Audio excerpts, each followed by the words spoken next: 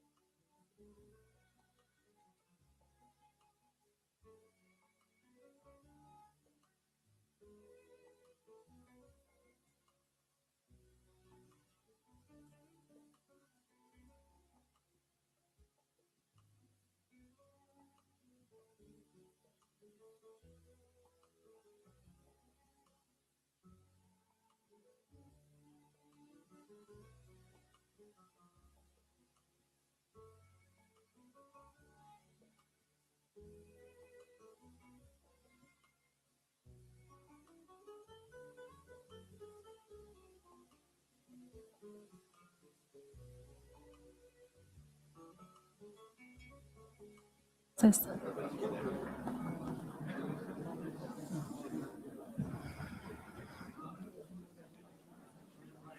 Ladies and gentlemen, the Honourable Prime Minister of Malaysia, Anwar Ibrahim, the National Defence Minister of the Republic of Türkiye, and the General Coordinator of SETA has just honoured the venue. Please kindly welcome them.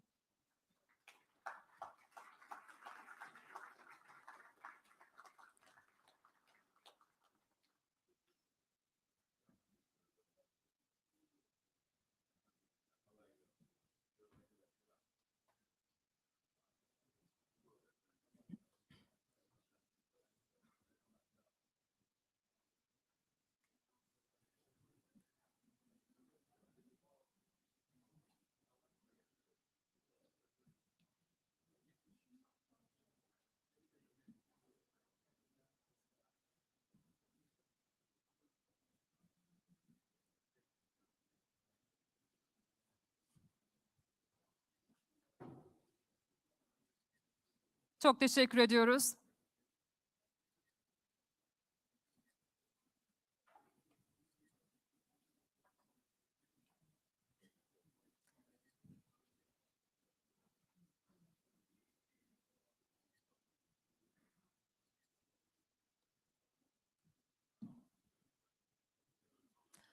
Honourable Prime Minister, Excellencies, ladies and gentlemen, and distinguished guests, welcome to the public lecture titled Power Shift, Strategic Choices for Malaysia and Türkiye.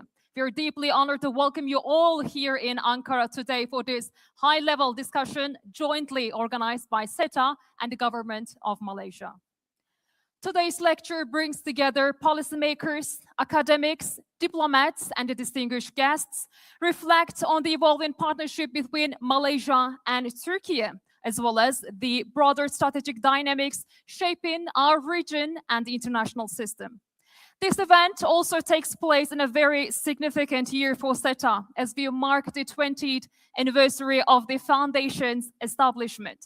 Over the past 2 decades, SETA has contributed to policy-oriented research, public diplomacy, and strategic dialogue in Turkey and beyond. So we are honored to mark this significant milestone with this today's high-level discussion. Ladies and gentlemen, distinguished guests, without further ado, it is my pleasure to officially kick off the program with the opening remarks. Please join me in welcoming to the stage the General Coordinator of SETA, Nebi Mesh, to deliver the opening remarks.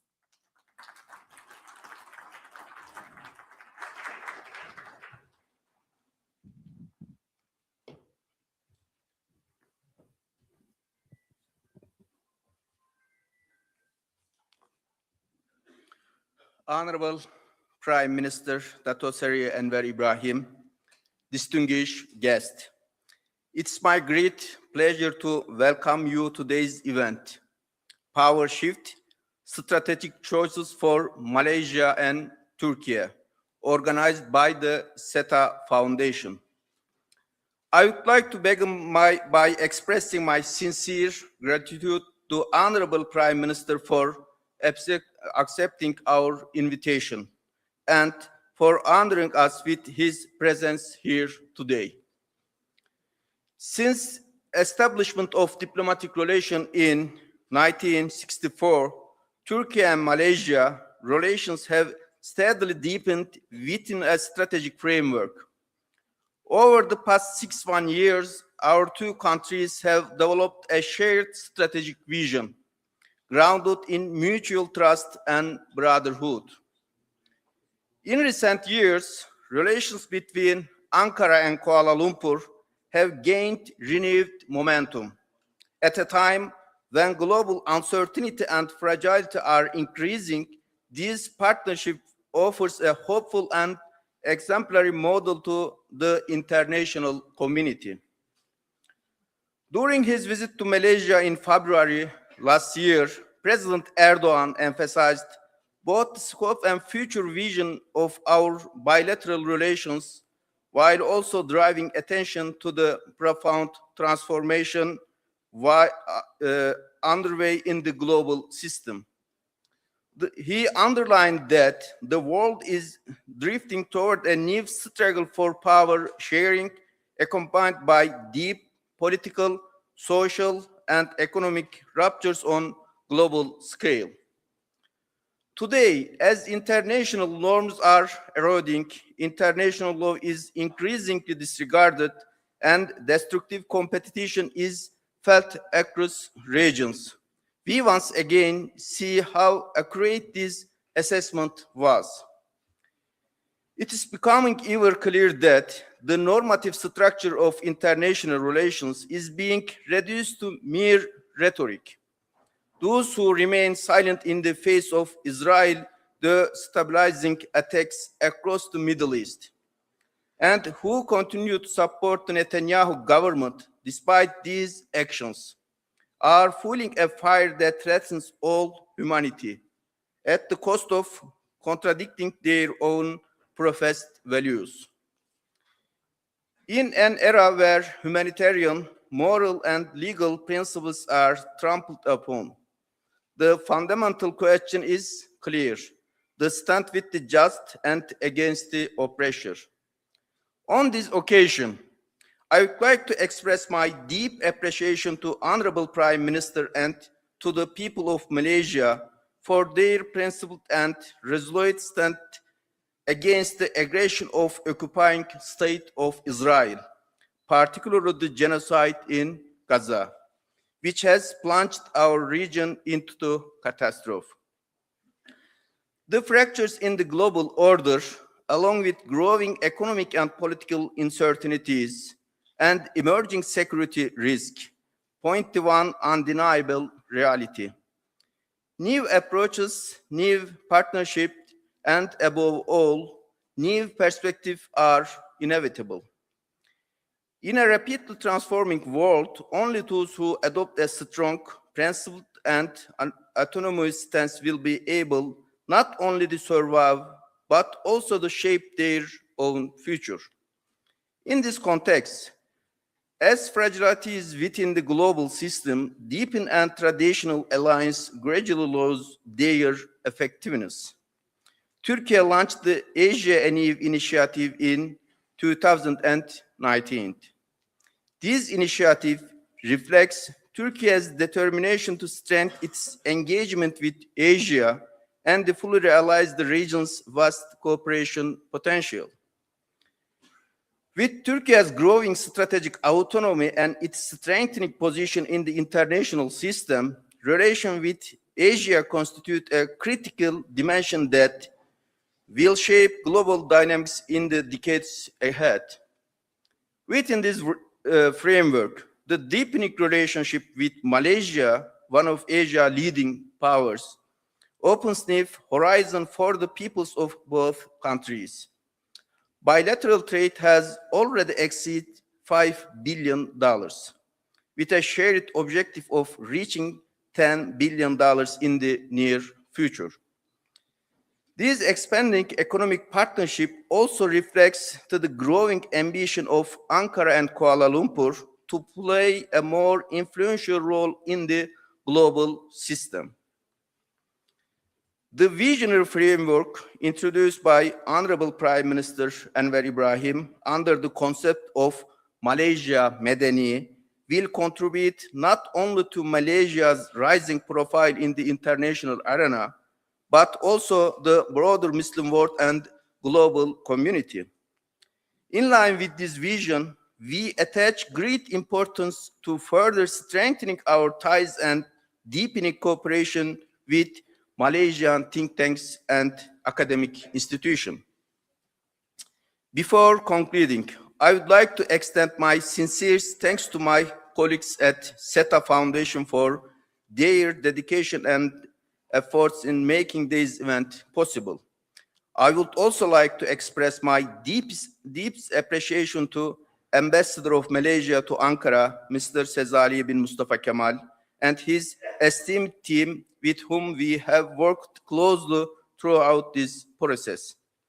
Finally, I would like once again to thank Honourable Prime Minister Dato Seri Anwar Ibrahim for honoring us with his presence today and for the valuable address we will have the privilege of hearing shortly. With my kind regards, thank you very much again.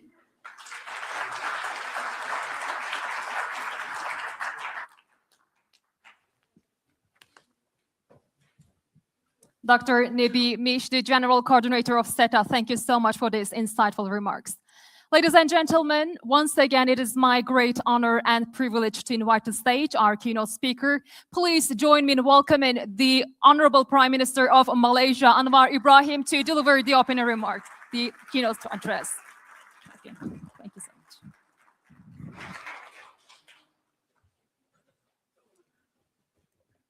Assalamualaikum warahmatullahi wabarakatuh. Alhamdulillah, nahmaduhu wa nusalli ala rasulil kareem. Minister of Defense, Yasar, fellow ministers present,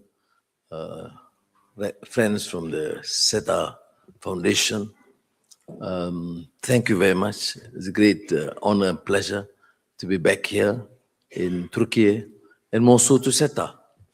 And incidentally, I've had this 20-year-old relations with SETA from the time when Dr. Ibrahim Khalil was at the fore. And I've learned immensely, benefited from your research, understanding, and commitment to collaborate efforts in terms of forging international understanding and cooperation. And now I think we've gone to a new stage of relationship where SETA and ISIS will form some form of an understanding to ensure that not only the relationship between the two countries is further fortified, but to create this sort of awareness and understanding beyond the friendship and brotherhood between leaders. As you know, I have an excellent personal relationship with President Erdogan for decades. But as I said, our countries must forge this sort of a strategic understanding and alliance in the economic sphere, in the various strategic, defense, cultural, educational, research, because that would ultimately determine the success of our societies. So thank you again. This morning, our friends in SETA did give me some briefings. I've had too many briefings from SETA already, and I must say that I would continue to benefit, because it's one of the outstanding research and international foundation that has contributed immensely to the understanding not only of the people of Turkey, but of course people in this region. And that's why I'm rather supportive and excited with the fact that you have now formalized the relations with an important strategic think tank in Malaysia, ISIS. Now, our interests are, of course, complementary. We have seen now the period of uncertainties alluded to earlier. I made references to post-normal times, the complexities, the contradictions, the chaos being created, and in the political arena, the sheer hypocrisy and contradictions in terms of what has been pronounced and proclaimed, and the actions implemented on the ground, whether it's Gaza or Venezuela or what have you. So I think it is therefore important for countries, emerging economies, to realize that our future is not necessarily be tied to the dictates of the big powers, be it United States or China. And that's why I think I believe that my colleague, President Erdogan, have taken a very realistic position, as we have in Malaysia, even when we were presiding ASEAN last year, a very strategic position to engage aggressively, actively, to benefit our country and our region by fomenting strong relationship, both United States and with China, but at the same time, understanding and accepting the fact that our region, and particularly in Southeast Asia, has this enormous potential to effectively collaborate in terms of trade, investments, and all related fields. And of course, also to open up new markets. That is why we are, like Türkiye, in the regional setting, in the OIC, of course, supporting the endeavors of the United Nations as an effective multilateral institution, but also to join new initiatives that could broaden our horizon and extend our penetration to new trading alignments, such as with within BRICS, for example, and any sort of a third world network arrangements. I made a particular reference to BRICS because I am, like many of you, rather excited and supportive of the need to forge new collaboration, new alliances that will benefit us, and not just lament and regret with the fact that major countries are not necessarily consistent in their policies, supporting rule-based international order or rule-based trading arrangements, but doing nothing, hoping that things would change. No, things will not change. That's why our priority is governance, domestic policies, stability, and of course, clarity in economic policies, and ensuring that our system of governance in combating corruption and making sure that there's order and justice for all is implemented as a showcase to our society, into the region and the world that we can govern. And with that understanding, forge new alliances with emerging economies, because to build up that potential. Now, I mean, this is essentially, we're talking about middle powers. And I've gone through some of these research and writings of SETA, sent to me occasionally by Dr. Ibrahim, and I hope the new team won't forget us, the old friends, where the thrust is again forging strength domestically and new alliances. And then take a very consistent, coherent moral voice, and not be discouraged by the prevalent forces of happenings and feeling virtually helpless. What the world requires now is voice of conscience, a consistent moral voice for order. It may not be that profound. Nonetheless, you have emerged in your history against all forms of oppression, the old or the new, the east or the west. Similarly, we gain independence because of our belief in certain principles of human dignity. What in Islamic terminology is karamah insaniyah. وَلَقَدْ كَرَّمْنَا بَنِي Adam.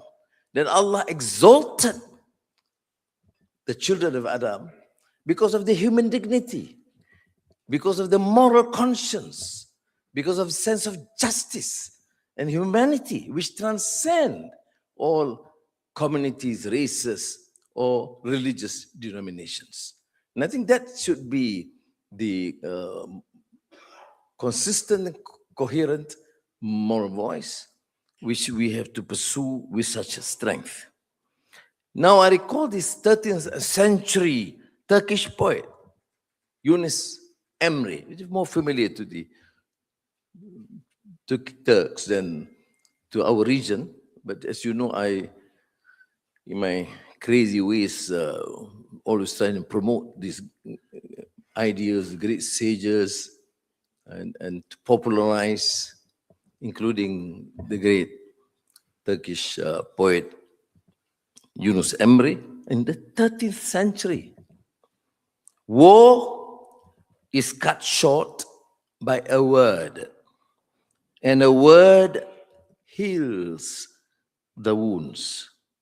And there is a word that changes poison into butter and honey. Well, he was talking about a moral life. This was a spiritual, moral, ethical voice of conscience.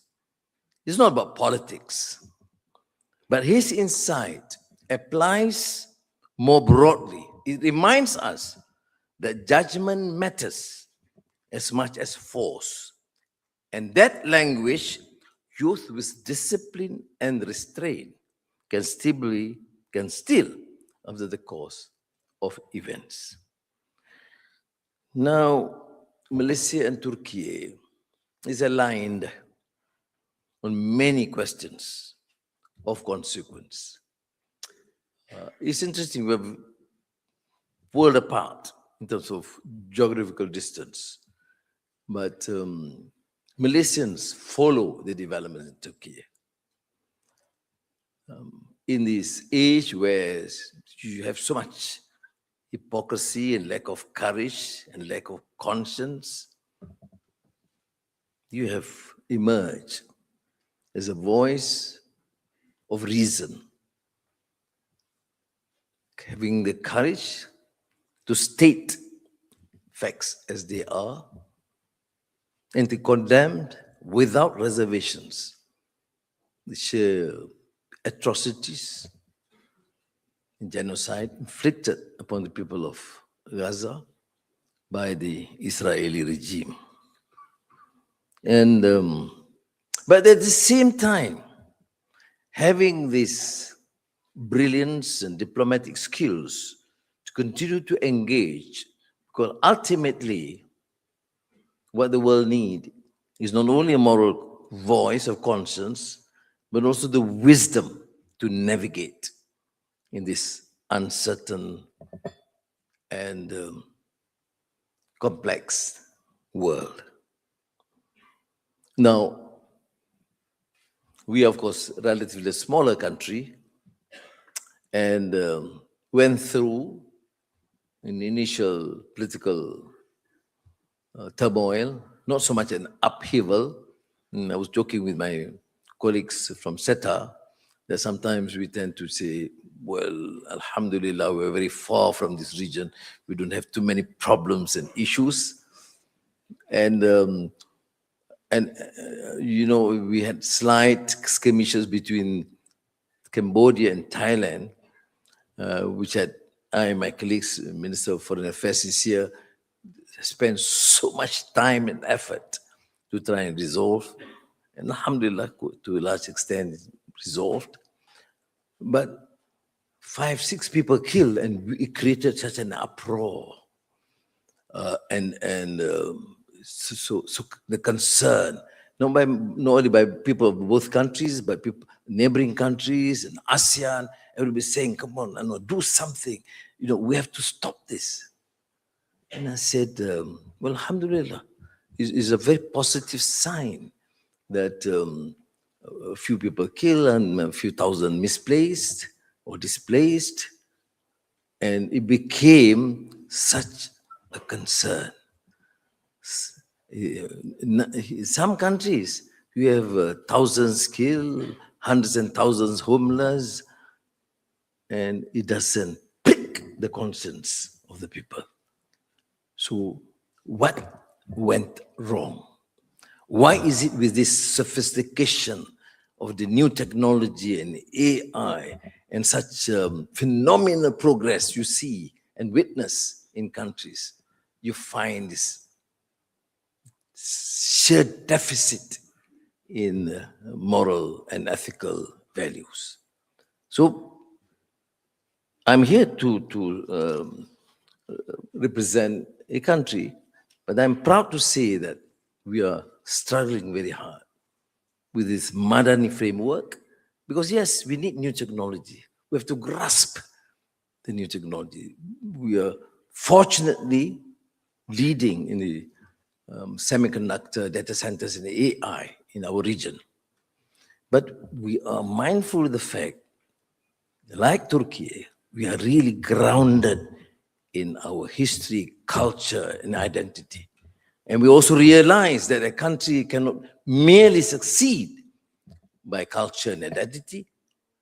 At the same time, we are not able to succeed with just craving for relentless progress, unbridled capitalism, and new technology without that shared concern for humanity, for justice, for truth in our country, in our region.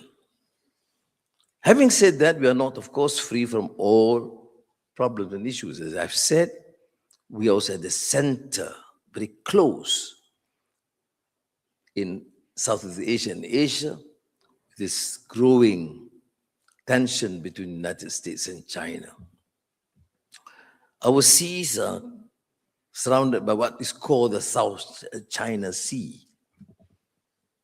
But I would say again that we are realistic enough to navigate wisely, to say that whilst United States remain our number one player in terms of investments and trade, China is becoming a very important neighbor.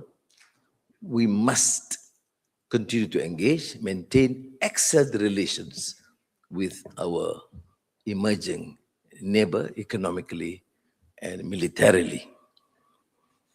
But we are not oblivious to the fact and events happening in this region. That's why I made reference to the events in Palestine and what's unfolding in Gaza. When President Trump was in Malaysia, I took efforts to commend him for the remarkable feat initiative to try and partly resolve, but also at the same time to impress upon him that gross injustice continued to be perpetrated against the people of Gaza, notwithstanding the agreement or the 20-point arrangement. So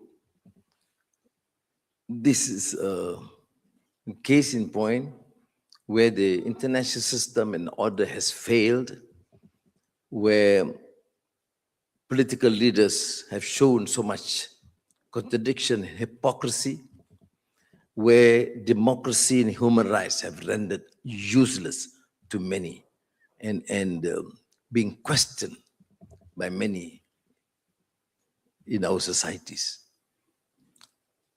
Because now we value these huge, impressive pronouncements, not by their pious platitudes and rhetoric, but by their determination, commitment, and capacity to affect these changes and implement these reforms or policies in a consistent, coherent manner. So, Excellencies, ladies and gentlemen, the actions that countries like ours take will not resolve every contest. What I have attempted to deliberate certainly is not a formula, panacea for all issues or problems. But they will certainly determine the room to maneuver, whether law still constrains power. And certainty is receding. The cost of miscalculation is rising. As I said, I think you've seen a very strong message. This is not the time to stand apart. That is the work ahead. And it is the work we should, including people of Malaysia and Türkiye, should do together. Tashakur. Thank you, sir. Thank you so much, Honourable Prime Minister. We kindly ask you to remain on the stage as we'll proceed with the Q&A session. Yeah, please. Ladies and gentlemen, it is my pleasure to invite to the stage our moderator, Dr. Murat Yeşiltaş, the Foreign Policy Studies Director at SETA. The floor is yours, sir.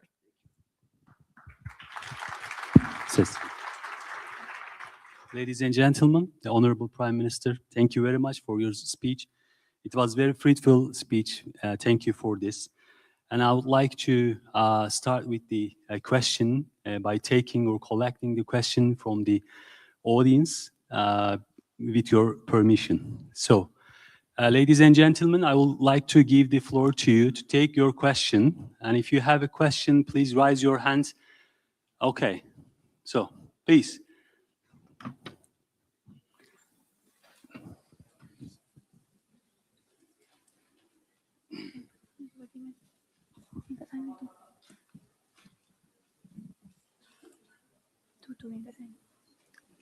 Someone can check the microphone, please.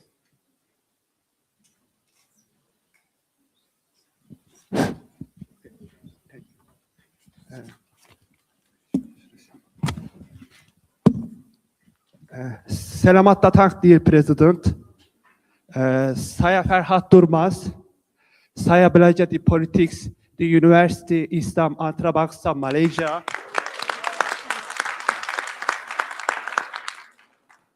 Serenok jumpa awak di sini. Saya bekerja di University Ankara. With your kind permission, I want to learn that, as you said that China is a important country for Malaysia. Also, South China Sea dispute is a big challenge for ASEAN countries, and Malaysia. How can ASEAN overcome this dilemma? Thank you very much. Thank you. Honourable Prime Minister. Terima kasih. Mau jawab dalam bahasa Malaysia. Baik. This refers to the ASEAN position vis-à-vis the South China Sea. We said we continue to engage. As far as Malaysia is concerned, there are of course conflicting claims, but we have not had issues, no skirmishes. There are some problems with the Philippines. But our position is, and I think the Chinese have also responded, that number one is UNCLOS. Must commit ourselves to the UNCLOS law of the sea arrangements. Number two, the code of conduct. ASEAN have agreed, China has agreed. Now we are working to have some sort of an arrangement. We have a code of conduct to make sure that there is free navigation. It's not used to be a battleground for superpowers. And we believe it is better that ASEAN and China engage amongst ourselves and not to complicate it by involving others. Others, of course, can engage, but in terms of our attempt to secure peaceful, amicable resolution to the so-called Southeast Asia, South China Sea problem, it is laid down with such clarity within the ASEAN mechanism with China. Number one, submit to 1982 UNCLOS. Number two, formulate a code of conduct. Meanwhile, ensure that there's no undesired attempt to transgress that could emerge or escalate the issues there. So as it is now, South China Sea is being talked more by outsiders. It's a concern more to Europe and the United States. It is some concern, yes, but little in South Asia, because I see Malaysia is surrounded by South China Sea. We have not had problems. Do we have issues? Yes. But do we have issues that could probably open to new conflicts? No. So thank you. Okay, thank you. Yes, buyurun. Hande Hanım buyurun. Mikrofon oraya.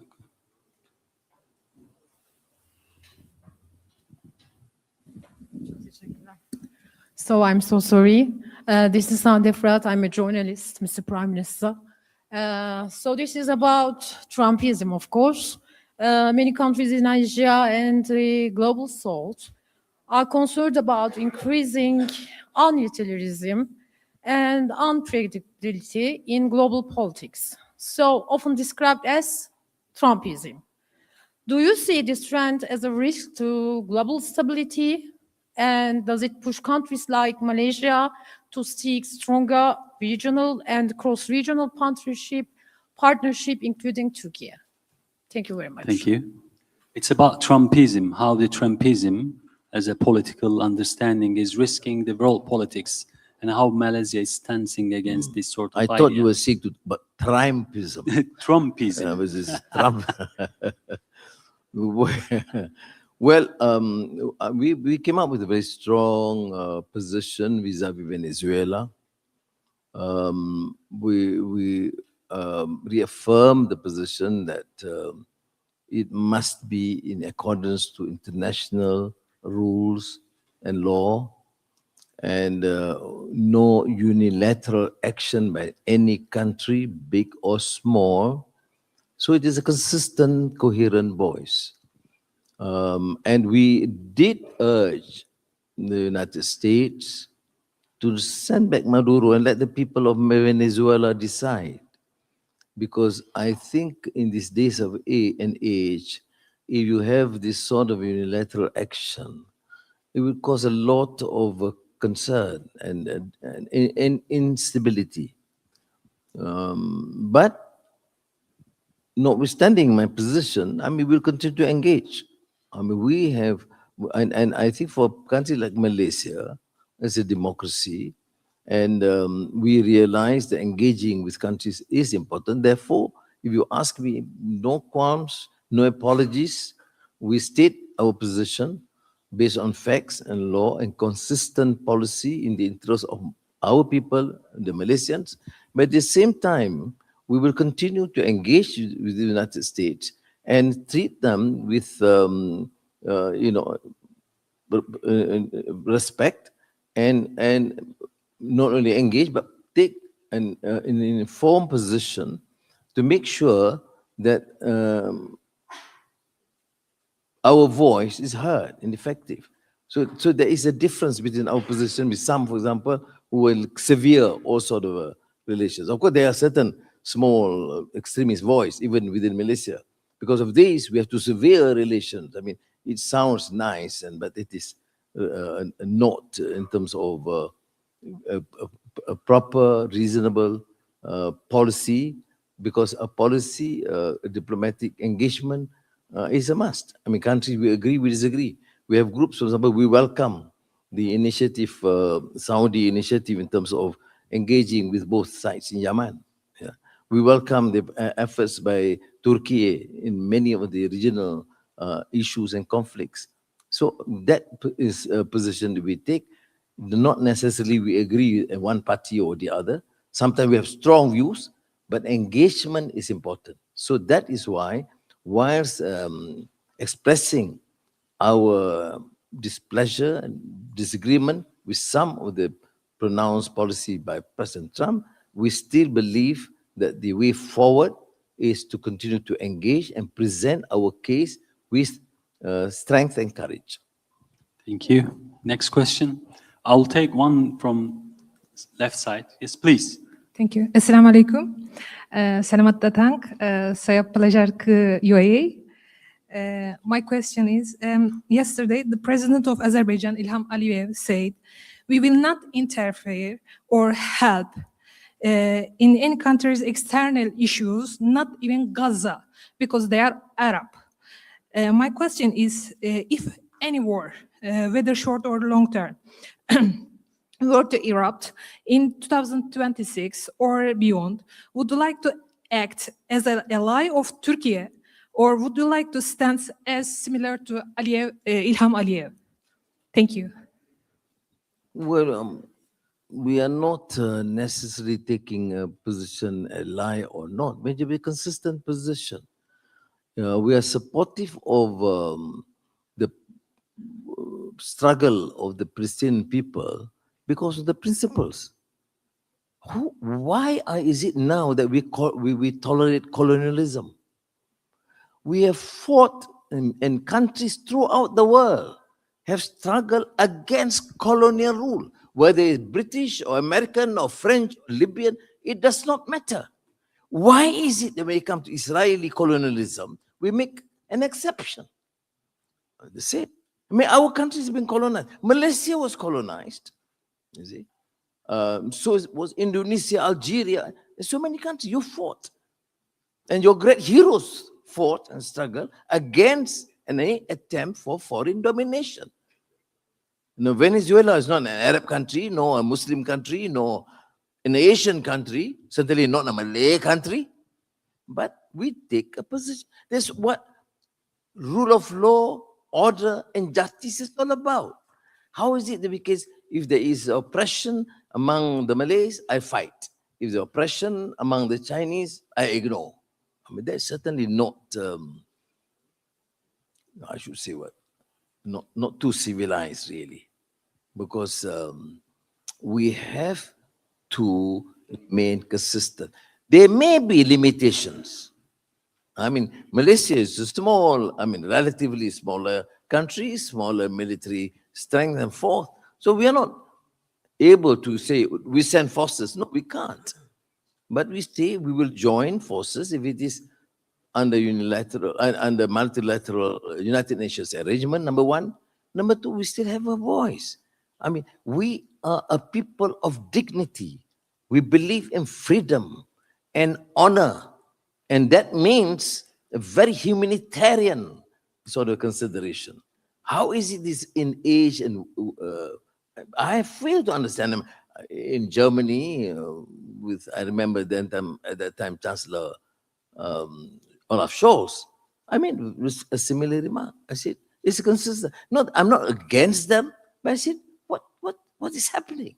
Why this moral abandonment? Why this inconsistency? Why do you engage people because of their color or their religion or their creed? What's wrong with society? Why do you talk about democracy and human rights? And why do you tolerate this colonialism? I really have great difficulty. I'm sorry, I'm getting enraged a bit. Because I can't understand. Why is it? I mean, it doesn't matter. It happens that what is happening now in Gaza is because of the Israeli atrocities. Okay? It can be some other nations, some other countries, our position will be the same. Americans in Vietnam, or the French in Vietnam earlier, or the French in Algeria. I mean, our position has been coherent. Come on. It's now 2026. We can't be condoning exploitation and colonialism. I mean, what do you call this expansion in the West Bank and taking over areas and regions of Palestine? It's colonialism. But beyond that, it is even oppression. I mean, we should feel disgust. Even at the very least, we are not able to say much or do anything. There must be a sense of disgust. Otherwise, we lose that sense of humanity. And my God, after all these years of struggle and suffering, indignity, don't lose that. I think what we have learned, what I've known, I'm a student of history, including of Türkiye. Your determination, your fortitude, your relentless pursuit for freedom and justice, because you have not lost your humanity, your dignity. So it doesn't matter. I'm not referring to any person, any country, but I think we have to regain our moral voice. Thank you. Thank you. Thank you. There are a lot of questions. I'll take one from over there. Yes, please. Welcome to Turkey, Prime Minister. My name is Mert Koray Karahasan. I recently graduated from Gazi University with a degree in political science. My question is, what concrete steps and strategic priorities can be pursued to enhance the existing cooperation potential between Turkey and Malaysia in the field of defense industry? Well, the good news is that we are working well with many of the defense industries here. I would say that in many areas, of course, Turkey is much more advanced. So there has been some arrangements. We have procured some, but I would commend Minister Yasar is here, one positive trait, that unlike the arrangements in the past, the arrangement with Turkey is as friends. You train our people. There is a transfer of technology. It's not just like the old arrangement with the ex-colonial powers, extort as much as possible. No. So this new arrangement, including defense procurement, is important. We have to buy because you have a much more superior sort of industry. But at the same time, we want a reasonable arrangement where you do train our young professionals, where you transfer some technology, where once you benefit immensely from this sort of arrangement, you also make sure that some local capacity, domestic capacity in Malaysia is being done. And this sort of arrangement is working. I must thank President Erdogan, of course, because he was spearheading this sort of arrangement, and particularly when we had this G2G arrangement in the procurement process. Thank you. Yes. Can you bring microphone in the middle, in the left side? Come. No, go. Okay, thank you. Thank you very much, Mr. Prime Minister. I would like to understand what is going on about Rohingya and how exactly you and Malaysia are doing things to resolve this conflict. I know that you and President Erdogan have been one of the most vocal people to raise the issue of Rohingya people. Thank you. Well, again, this is unfortunate because it's close to us. I met the military general, Prime Minister Ong Lai, early this year with the foreign minister. That was soon after the earthquake. And I told him, on humanitarian grounds, we will support. We will set up a military hospital, field hospital in Myanmar. The two conditions. Number one, stop the bombings of regions, sub-regions, minorities, including Rohingyas. It's not only the Rohingyas, but the Karens, the Arakans, the other minorities are also being subjected to such atrocities by the military junta. Second is that all facilities, humanitarian assistance that we provide must not be discriminated, must be given to anyone who requires this assistance. But to his credit, this was agreed upon. We set up the military field, the field hospital. We arranged some sort of support by some other neighboring countries. I mean, Thailand did, Indonesia, Singapore, many of the countries also did support. And so at least the last year, I met him again in Beijing some month back, that has been, at least the atrocities have subsided to a large extent. Has it ended? No. Why am I so concerned? Partly gross injustice and oppression. Number two, it's causing problems even in our country. The 200,000 Rohingya refugees is a burden to the country. So for now, we have some measured success, but the pressure must be, again, continue. I met also people, the leaders of the rival alternative national unity government leaders, I mean, in discussions with them. And the foreign ministry actually had coordinated some meetings with all the other minority groups in Kuala Lumpur. So we are doing our part. There's been some measure of success, but it's a long way to go. They continued with their elections last month and continuing.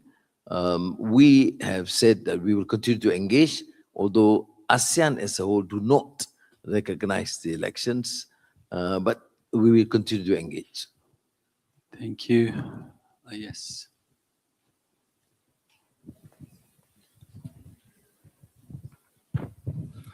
Thank you very much. Welcome, dear Honorable Prime Minister. It's very nice to see you. I'm Kamil Tarhan, Doctor of International Relations at Ankara Social Science University. Also, I am the alumni of IAUM. I obtained my PhD in Malaysia. It's nice to see you here. It's a pleasure for me. So my question is, Malaysia is one of the balancing country in the Southeast Asia.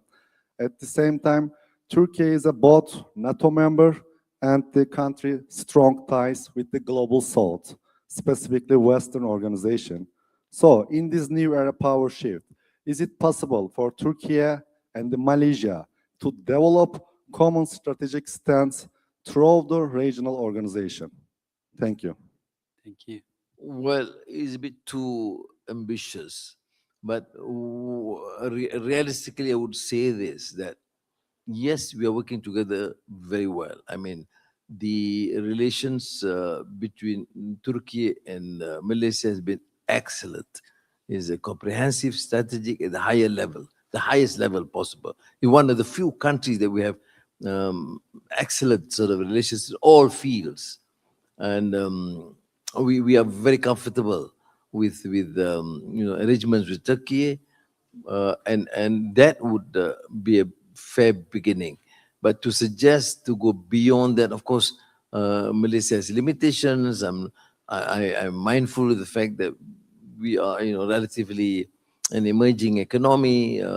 We have to give a lot of importance and focus to domestic affairs at the same time, and the region, ASEAN, and the OIC, and of course, Turkey comes in as a very important player in this field. I think many ways I've always told President Tayyip Erdogan that please take the lead, and we are with you. Honorable Prime Minister, should I continue to collect the questions? Yeah, okay. Yes, please. It's not true. I am Dania Kablawi, TRT Arabic correspondent. Your Excellency Prime Minister, in light of your criticism of the failure of the international system on issues such as Palestine, can Turkey and Malaysia jointly lead a framework for political and moral cooperation within the Muslim world and on the international stage? Thank you. I mean, as a country far from the events around Gaza and the region, Middle East, we have been very supportive. When Crown Prince Mohammed bin Salman took the initiative to organize, we immediately gave the support. And when Turkey took the initiative, we commend him for doing that. And then President Abdul Fattah Sisi said, we are coordinating a meeting. Can you be jointly sponsoring this conference for the reconstruction of Gaza? We said, of course, yes. Even the foreign minister given the arrangement about the possibility of an international defense force, a peacekeeping force, as long as under the United Nations auspices, we are okay. So whatever is necessary or to help, we will do it. But of course, we are not going to surpass the role of these neighbors and the big players here. So I can safely say that as far as we are concerned, we are very committed. We continue. And I say it's not only issues of Gaza, even in Rohingya, I said, the problems in Myanmar or Cambodia, Thailand. Whatever capacity possible, we are here because we believe in justice, we believe in peace and human dignity. Okay. Shukran. Yes, please. No, it's in the... Just two, okay. I'm going to collect two more questions. Hi, Mr. After Prime Minister. this one. Okay, please. Welcome to Turkey again. A few years back, Malaysia started initiative between Turkey, Malaysia, and Pakistan to build an alliance, not just politically but militarily as well. But it was failed, as Mahathir was Prime Minister of Malaysia at that time, but he was old and not too much energy to run the initiative. And Imran was Prime Minister; he's not anymore. Do you have any plan to restart that initiative to build an alliance between Malaysia, Turkey, and Pakistan, rather than just political, but political, economic, and militarily? Thank you very much. Well, there has been an earlier attempt like D8 and to formalize relations between countries. I'm open to any idea to help one another, bilateral, multilateral, regional, sub-regional. We are a major, not player, but major supporter of this initiative. For the region, of course, we believe in ASEAN, central to this. But then for beyond that, of course, Pakistan is a great friend. I mentioned China in many ways. And it's interesting, China, because of their engagement with us, I have been a strong promoter of dialogue with the regions. I mean, in the West, when I was teaching at Georgetown, we talk about Islam and Christianity dialogue. But in the region, it's more relevant to have a dialogue between Islam and Confucianism. And it's interesting, the Chinese have responded to this and say, look, they are supporting a conference next month, I think. Is it next month? April. See, my boss says April, I say yes. April, on Islam and Confucianism. Can you imagine? That's why I think engagement is important and not confined to countries. I mean, with Pakistan, of course, we told them, other than diplomatic, defense, economic engagement, also to promote the teachings of the works of Allama Muhammad Iqbal. And we have forged a very aggressively the translation of many of his works into our language. But whether we should go and confine to this alignment with this only a few countries, that of course for the leaders to then discuss further. Thank you. Yes. Assalamualaikum warahmatullahi dan salam sejahtera. Nama saya Guljan. Saya tinggal di Malaysia 4 tahun. Saya pelajar di University Islam Antarabangsa. Mr. Prime Minister, thank you very much for being with us today. I graduated from Islamic University of Malaysia 20 years ago. And I would like to thank you and extend my gratitude that while we were having difficulties in our countries, you open up your doors for us. And I think in this room, many of us graduated from UIA, and we're really grateful. Thank you very much for that. And with this, Malaysia is our second home. We are all in good positions now back in our country, serving our country, alhamdulillah. And we trying to strengthen the relationship with Malaysia as well. So in this regard, I would say that with defense and diplomacy being all important fields, one of the important fields I think is the education and academics, and University Islam Antarabangsa was a very strong bridge between the two countries. We really appreciate it. We know the culture. We've been familiarized with Southeast Asia and all those regions. As you said, mentioned in your speech, we are too far geographically, but the university made us very close with each other. So I would say that university should remain strong, because I have heard that number of international lecturers and students reduced over the time, but it served as greatly for us. So I would say that it should be strong again. Thank you very much. Thank you. Thanks a lot. And I'm pleased with the confidence you have in the International Islamic University. The Minister of Higher Education is here, and we have appointed the new rector, Professor Osman Bakar, very known scholar internationally, and very determined to enhance the quality and of education in the IIU and expand the facilities to even foreign students. And I'm of course very much involved too. So thank you very much for the support. Do give your ideas and write to us in the because this is a strong IIU graduate community here in Turkey. You give some ideas and let us pursue this. And I think there's much need to be done. We disburse some funds extra even for the university. Any failure, then you blame the minister. Okay, it's going to be the final question. I'm so sorry for the rest of the questions who really Assalamualaikum. My name is Shukri Bisnan. I'm a PhD student at Yildiz Technical University Istanbul. So my question, so basically we know that Malaysia has rare earth element resources. So as we know that these elements is very crucial for the development of batteries that use in electric vehicles. So my question is to Dato Seri Anwar Ibrahim, what is Malaysian strategies to prevent our country being exploited by big power like US and China? Thank you. Thank you. Rare earth components being used in virtually every form in technology, not only in EV and cars and refrigerator and computers. I mean, name it, you need it, some components of it.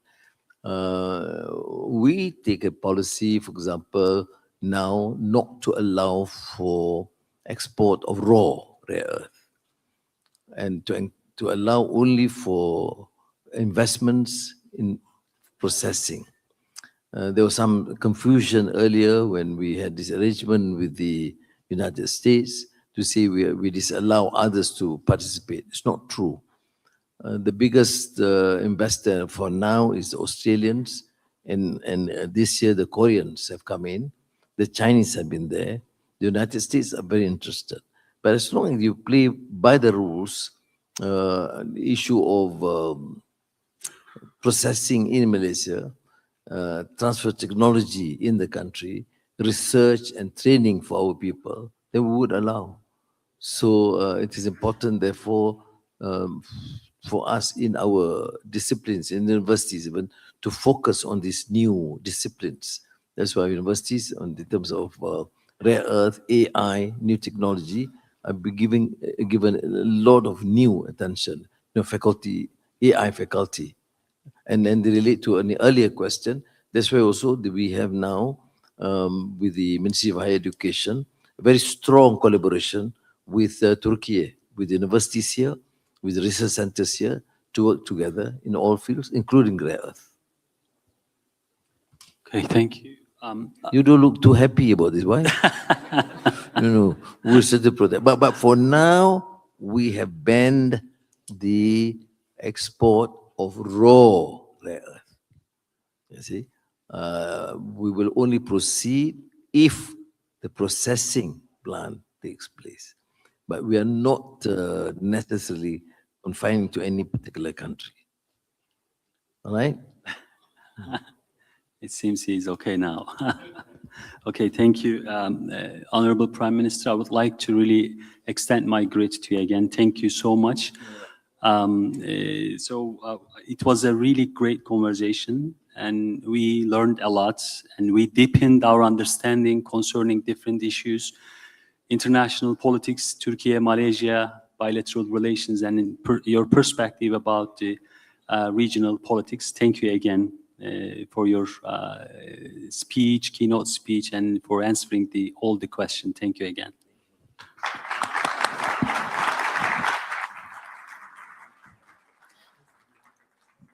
I would like to thank you all, our distinguished moderator and your Honourable Prime Minister, for this delightful session. Well, kindly ask you to remain on the stage as we'll proceed with the gift presentation on behalf